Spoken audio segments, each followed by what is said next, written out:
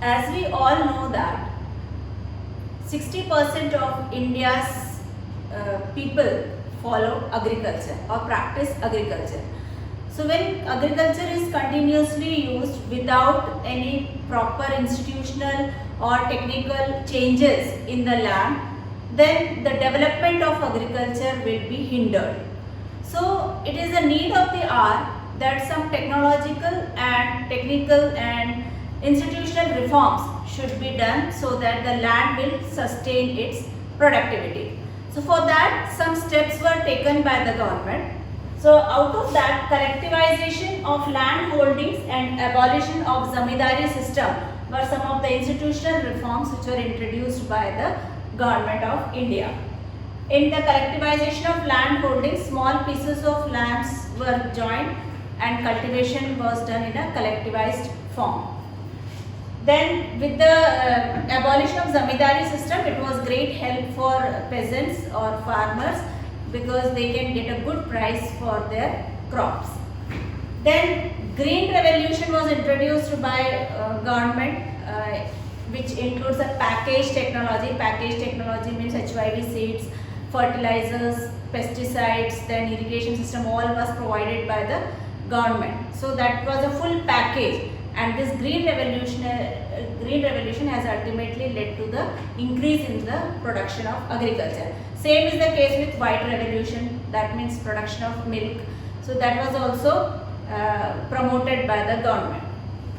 Then in 1980, but all these things like collectivization of land holding, abolition of zamindari, green revolution, white revolution, all these were limited to certain areas only. So the government wanted that most of India should cover the developmental programs.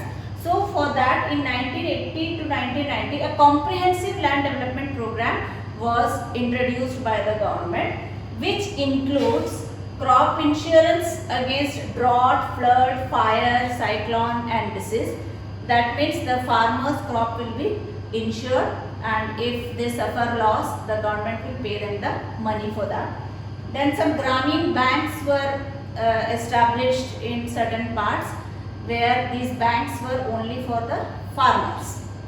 Farmers will be given loan at low rate of interest in these banks, from these banks. Then cooperative societies were set up.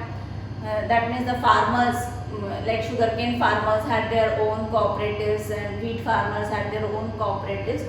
So government facilitated the requirements, seeds, other irrigation facilities, etc. was provided by the government if the cooperative societies are working nicely. Then there were other banks apart from Grameen banks. There were other banks also set up which will give in low rate of interest to the farmers. So these are some of the reforms which are introduced. Apart from that, the government has introduced Kisan credit card also. That means the farmers can buy seeds and other instruments with that credit card in low rate of interest. Then personal accident insurance scheme was specially launched for farmers in the rural areas. Special weather bulletins and agricultural programs were introduced through media, that is radio and television. So these programs will help the farmers to know in which season which crop can be grown and how they can protect them with which type of insecticides and which type of pesticides can be used for particular pests or insects. Then apart from all this, a minimum support price was also introduced by the government, about which you have already studied in 9th standard.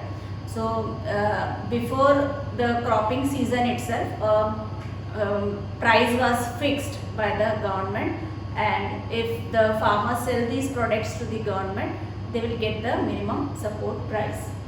Then procurement price to check the exploitation of farmers by the middlemen. Usually it happens that the farmers sell the product to some trader, wholesale trader, and then this is further sold to big markets. So the price which the peasants get are much lower. So to stop that, the government has announced a procurement price and so that farmers will not be exploited by the middlemen. So these are some of the technological and institutional reforms introduced by government for the growth of agriculture. So this is all about this chapter.